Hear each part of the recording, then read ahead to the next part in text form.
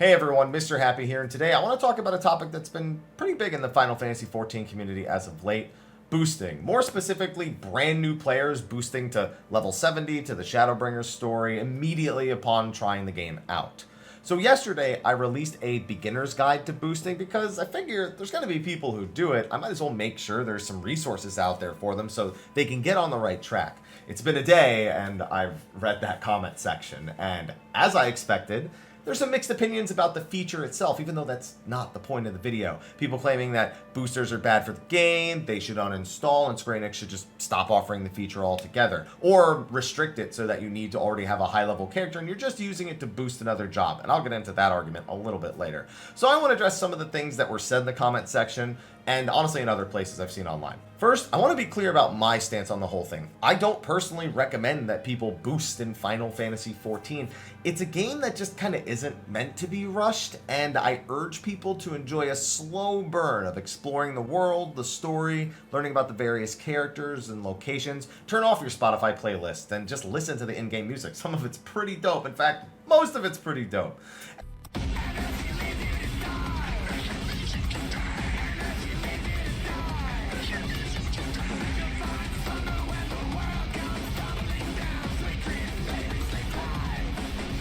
And maybe try some things that are more casual or just a different speed than when you normally play games like fishing or glam or whatever, something that isn't endgame raids.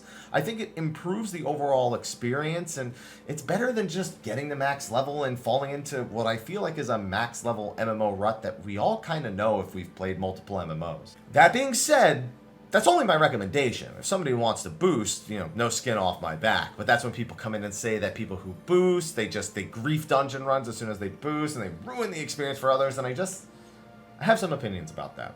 I personally believe that boosters are far from the main issue that they are made out to be. Will you run into people who boost, who make no effort to understand game systems, learn their job, their role, and just make for a worse experience for other people? Absolutely. You'll definitely run into some people like that. My problem is that is not a boosting exclusive problem. I've played with people who have claimed to have played since A Realm Reborn, but they can't dodge basic attacks. They don't know how their main job even actually functions. There's really no effort to understand the game. They've just been playing it for a long time, thus they're kind of just naturally a veteran. But then I played with boosters who instantly do their research and pick up on game systems, try to learn new things, and they really make an impact, and they become a genuinely good experience for the people around them. So for me, it's just the issue isn't with boosting, it's with certain things about Final Fantasy XIV in general. First off, the game is not good at teaching players anything, especially new players. This extends to a lot of things, from how to play your job, menu navigation, features, how skills should be used, how skills are even provided to the player. Pretty much everything. And they do try from time to time, but they do kind of just like what people who already play the game will understand or see, oh, that'll be useful for new players, but that is still not explained to them. It's a reason why I have videos like a booster beginner's guide in the first place. Why doesn't the game provide you an ether compass as a boosted character? You're going to need to learn how to fly in the Shadowbringers zone. It doesn't even mark the NPC that you can get it from on any map or give any recommendation for it. Why don't the materia melders just work when you boost? Or at the very least tell you, hey, you need to go do this quest before I'll work for you. That would be great even for longtime players who don't know how materia works. It just seems like the developers are okay introducing systems, but making it so that they're either player learned or player taught. When you say it like that, it honestly doesn't sound too bad. It's not too bad. It's kind of nice to be able to help and interact with so many people over things like this, and maybe that added social interaction is the aim. But the fact of the matter is that even if you did play through the entire game from level 1 to the end of the current story, you might never learn about half the things that you can do in this game, even if they are marked with a blue exclamation mark for their quest marker. And it's not just that. The game doesn't really ask you to get better pretty much the whole way through the story itself. Mechanics, I guess they do marginally increase in difficulty. They expect that after a while, you'll recognize what a stack marker looks like, what a spread marker looks like, what certain animations probably mean is going to happen, because giant laser starts charging up usually means bad things are happening. But it never really encourages you to get better. You can kind of skirt by with the bare minimum, even with a lot of those things.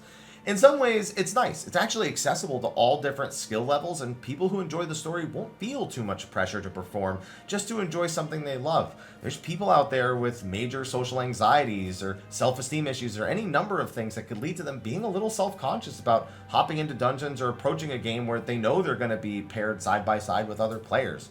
And it seems like they want to keep improving that accessibility. The added Trust last expansion will probably continue to see more systems implemented into the game that allow people of all skill levels to actually play Final Fantasy XIV.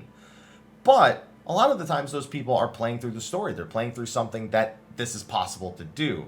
But if they ever wanted to jump up to something that was more difficult, there's no resources in the game itself. There's nothing the game can do to help prepare you for that. You have to go look up a guide on the balance or a YouTube video or ask a streamer for advice or go to social media. You have to seek out the resources externally, and I just don't think that that's entirely a good way of doing it. At the very least, there needs to be a better difficulty curve, so you start to kind of look at your skills in a different way as you get into more difficult stuff. But I digress. The point is the game doesn't really challenge you all that much throughout the story. And that kind of brings me to my main point. Because the game itself doesn't really offer the right resources, I feel, to improve naturally, whether or not you're boosted, you kind of have to just want to improve as a player. And there's going to be people that just don't want to put in any effort to improve. There's people who would sooner blame you for being a tryhard, calling you an elitist, or maybe just convince themselves they're right about something they know nothing about, instead of seeking experience, knowledge, or improvement in any way. You can have someone that boosted who's watched a ton of videos and learned everything they need to know to really hop in and enjoy the game. And then you can have someone who's played for 7 years who insists that Samurai doesn't have positionals and that certain jobs are dead weight in raids that they've never done, even though everything is relatively closely balanced. You've just got people who want to play and improve and people who don't. And that's not something that's exclusive to boosting. I think we need to accept that. So do I think boosting is a problem in Final Fantasy XIV? No, not specifically boosting. It's not a practice that I approve of. It's not a practice that I recommend for anyone who's new. But I don't think boosting is the problem. It's a very specific attitude of a type of player that can happen regardless of boosting. It's just that if someone who boosts also does that, it doesn't look good for that person, and it doesn't look good for boosting in general. They end up just lugging everyone in who boosts, and that's the only type of person who boosts, I guess. That's what people get into their head. And that's kind of toxic, I'm not gonna lie. That's some gatekeeping stuff that just doesn't help in any way. It's in many ways, it's a lot worse than the person boosting in the first place. So, I don't know. It's just been such a major topic. All of these things have been such major topics. Obviously, with the WoW Exodus, with all the people coming over and a lot of people buying boosts in order to get to later portions of the game and try it out. But if they're having fun and they're making efforts to learn and do all these things, then great. And if they don't, fine. People will see that. People recognize that, and people distance themselves. You move on with your life, and you continue doing the things that you've been doing, that you've been enjoying in Final Fantasy XIV.